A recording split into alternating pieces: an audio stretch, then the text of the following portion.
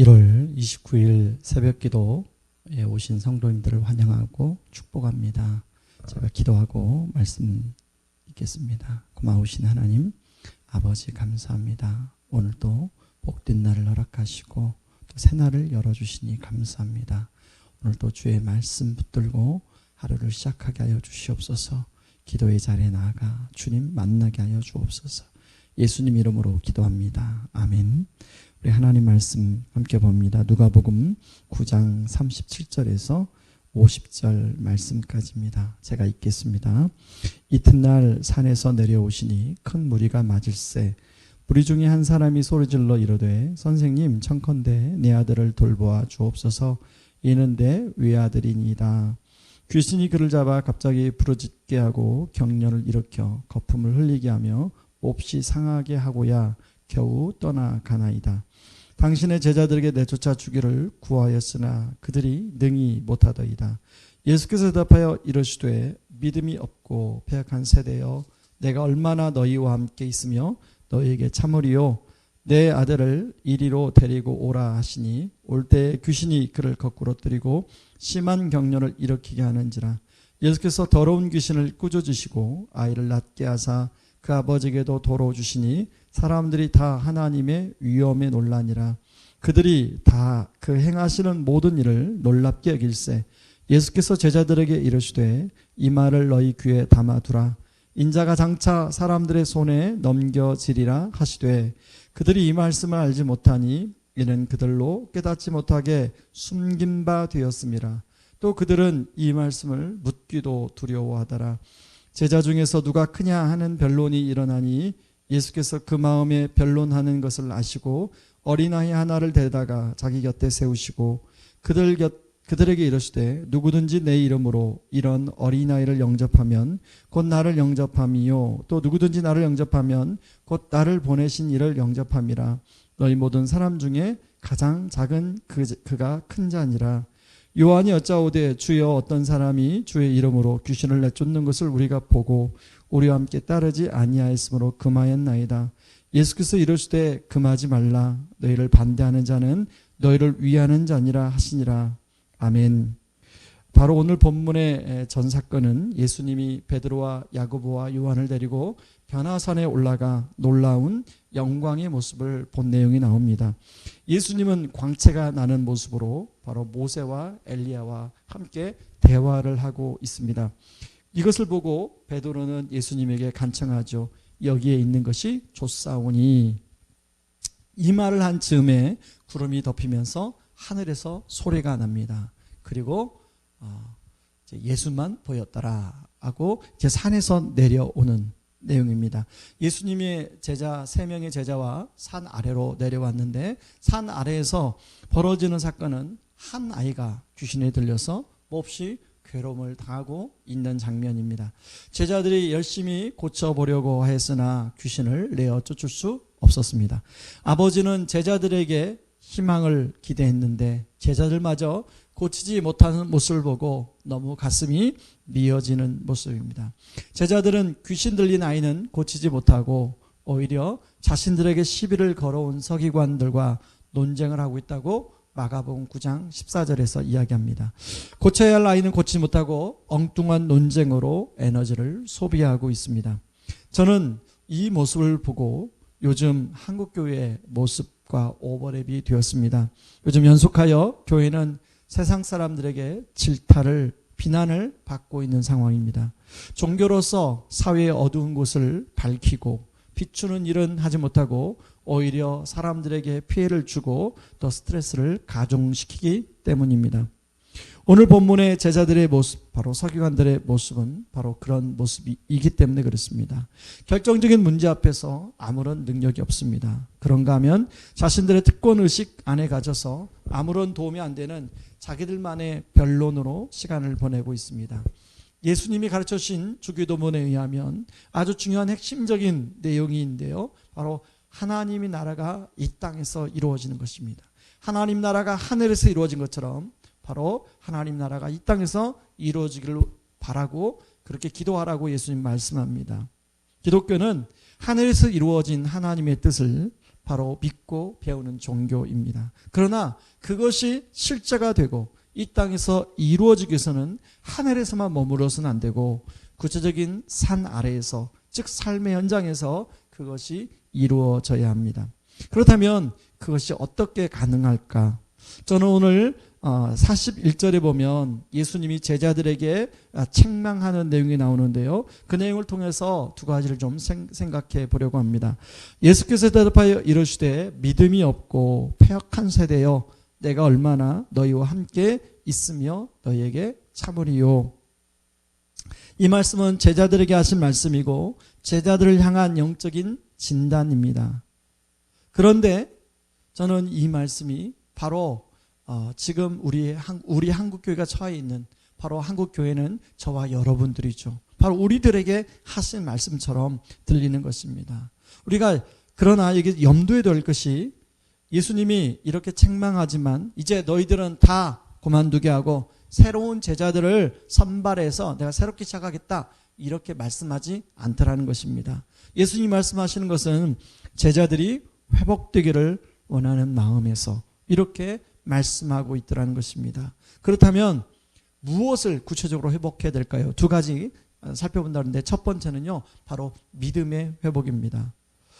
제자들은 귀신을 쫓아내본 유경험자입니다. 누가복음 9장 1절에 보면 예수님께서 제자들에게 귀신을 제어하며 병을 고치는 능력과 권위를 주셨습니다. 그리고 6절에 제자들은 그런 귀신을 쫓아내고 돌아와 예수님께 보고하는 내용이 나오죠. 그래서 처음 귀신 들린 아이를 데리고 왔을 때 제자들은 이미 여러 번 귀신을 쫓아내어 보았기 때문에, 그리고 어른에게 들린 귀신도 쫓아냈기 때문에 이 작은 아이에게 들린 귀신을 쫓아낼 수 있다 자신이 있었습니다. 그리고 혼자도 아니고 지금 9명이나 되는 제자들이 함께 있지 않습니까? 그런데 제자들이 아무리 해도 9명이 합심해 아무리 쫓아도 귀신이 나가지 않는 것입니다. 제자들은 아마 여러 번 시도했겠죠. 42절에 보면 오히려 그럴수록 귀신은 아이에게 격려를 일으키고 거품을 흘리게 하고 몸을 상하게 했다고 나옵니다. 마가복음에 보면 많은 사람들이 지금 둘러싸여 있다고 얘기하는데요. 아마 그런 제자들은 사람들에게 창피를 당했을 것입니다. 서기관들과 왜 논쟁했을까 생각해 보다가요, 아무래도 고치지 못하니까 서기관이 한마디 했겠죠. 근데 제자들은 화가 나서 서기관들하고 맞대응을 하면서 논쟁이 일어나지 않았을까 생각이 됩니다. 그렇다면 제자들은 분명히 전에도 귀신을 내어 쫓았고, 그리고 그런 여러 번 경험이 있음에도 불구하고 왜 쫓아내지 못했을까요? 하나님은 왜 제자들이 귀신을 쫓아내도록 도와주지 않으셨을까요? 누가복음에 보면 제자들이 귀신을 쫓아낸 예수님에게 귀신이 나가는 것을 보고 어떻게 이것이 가능했나요? 라고 물어보는 내용이 나옵니다. 그러자 예수님이 마가복음 9장 29절에 보면 이르시되 기도 외에 다른 것으로는 이런 유가 나갈 수 없다고 이야기합니다. 이걸 마태복음 17장 20절에서는 이르시되 너의 믿음이 작은 까닭이라 이렇게 이야기합니다. 예수님은 제자들에게 믿음이 없고 패역한 세대여라고 얘기하죠. 바로 믿음이 없는 것이 문제였습니다. 여러분, 믿음이란 말은 하나님을 전적으로 신뢰하는 것을 말합니다. 바로 하나님을 전적으로 신뢰한다는 것은 주님, 나는 아무것도 할 수 없습니다. 그렇기 때문에 하나님을 내가 전적으로 믿고 신뢰합니다. 내가 이 아이에게서 귀신을 쫓아내는 거 내가 많이 경험을 해왔지만 저에게는 능력이 없습니다. 오직 그 귀신을 쫓아내는 것은 하나님만이 능력이 있습니다. 주님, 그러니 도와주십시오. 이게 바로 믿음이 있는 것입니다.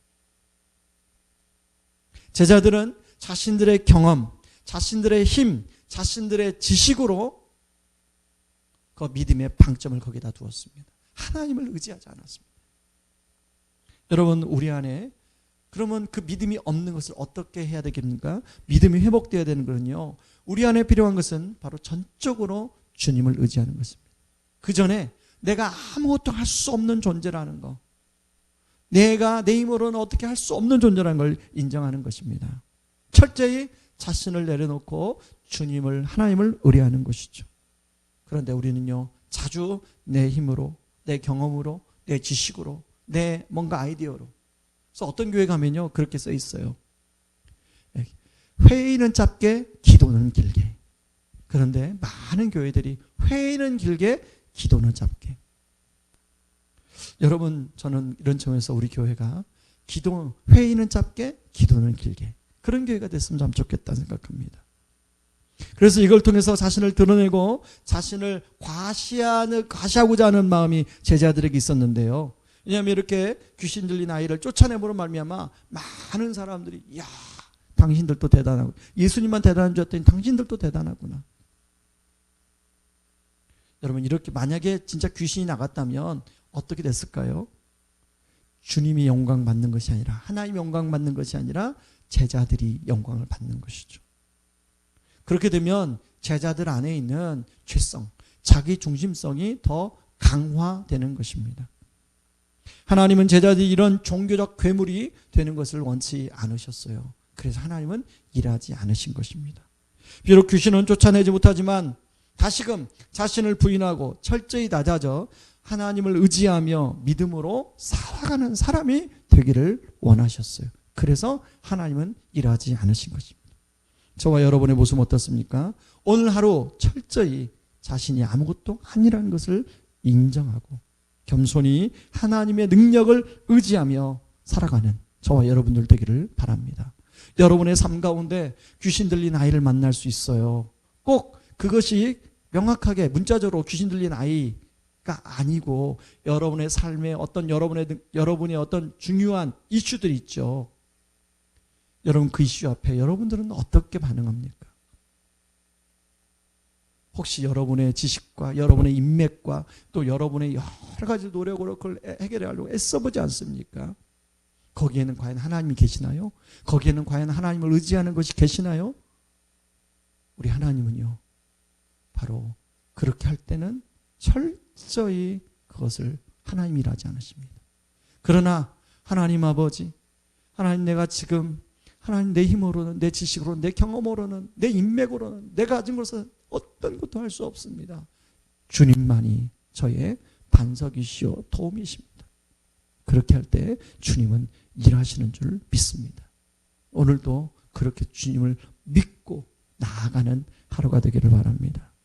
두 번째는요, 패역이라는 단어인데, 패역이라는 말은 뒤틀어지다, 왜곡하다라는 뜻을 가지고 있습니다. 여러분, 못을 박다가 못이 뒤틀어지게 되면 못을 펴서 박아본 경험이 있을 것입니다. 예수님이 보실 때 지금 제자들의 모습, 제자들의 마음은 뒤틀어진 못과 같은 상태입니다. 그러니 제대로 박혀지지 않는 것이죠. 아무리 기도해도 귀신 들린 아이의 치유가 일어나지 않는 것입니다. 여러분, 예수님이 제자들에게 원했던 정상적인 모습은 어떤 모습입니까? 누가복음 9장 20절에 23절에 이렇게 말씀합니다. 누구든지 나를 따라오려거든 자기를 부인하고 날마다 제 십자가를 지고 쫓아야 할 것이니라. 바로 제자는 그런 모습이다. 그리고 누가복음 9장 24절에 이렇게 합니다. 누구든지 나를 위해 자기 목숨을 버리는 자는 구원을 받지만 자기 목숨을 보존하려는 사람은 목숨을 잃고 말 것이다. 내가 원하는 제자는 자기 목숨을, 복음과 하나님 나라를 위해서 목숨을 기꺼이 버리는 사람이다. 9장 48절에는 이렇게 얘기합니다. 누구든지 내 이름으로 이런 어린아이를 영접하면 곧 나를 영접하는 것이요, 누구든지 나를 영접하면 곧 나를 보내신 하나님을 영접하는 것이다. 너희 가운데 가장 낮은 사람이 실상 가장 높은 사람이다. 여러분, 제자의 모습이 어떤 모습이라고요? 가장 본인을 낮게 생각하는 사람이, 그게 진짜 제자의 모습이라는 거죠. 그런데 제자들의 모습은 어떻습니까? 자기를 부인하려고 하지 않습니다. 오히려 오늘 본문에 보면 46절에 누가 크냐 하는 논쟁을 서로 벌이고 있습니다. 자기를 드러내고 자기를 높이고 자기를 과시하고 자기가 인정받기를 원하죠. 여러분, 오늘 본문에 보면 변화산의 영광을 경험한 요한은 예수님의 이름으로 다른 사람이 귀신을 쫓아내는 걸 보고 하지 말라고 합니다. 왜 그럴까요? 이런 제자로 선택받은 특별한 사람이라는 특권의식을 가진 자기들만이 할 수 있다는 것이죠. 여러분, 이런 제자들의 모습을 통해서 예수님은 바로 뒤틀어졌다고, 왜곡되어졌다고 생각한 것입니다. 이런 제자들에게 예수님은 기회만 되면 십자가의 죽으심을 말하죠. 31절에 변화산의 영광을 보고 놀라는 제자들에게도 바로 예수님의 십자가의 죽으심을 이야기하고요. 44절에도 귀신을 쫓아내는 걸 보고 놀라는 제자들에게도 여전히 또 예수님의 십자가의 죽으심에 대한 이야기를 합니다.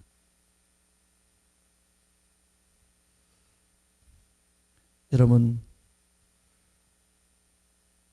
뒤틀어진 마음을 회개하고 예수님께 돌이키라는 것이죠.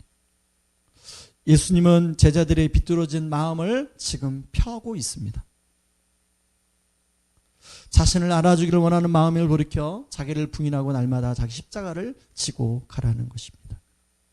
여러분, 바로 이런 진정한 제자가 되기 위해서 예수님은 높은 곳에서 산 아래로 내려오신 것이죠.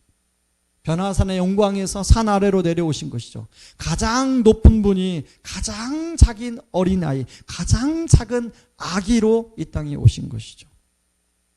그리고 사람들의 비난과 사람들의 멸시와 사람들의 조롱이 있는 가장 뒤틀어진 왜곡된 장소인 십자가로 나아가신 거죠.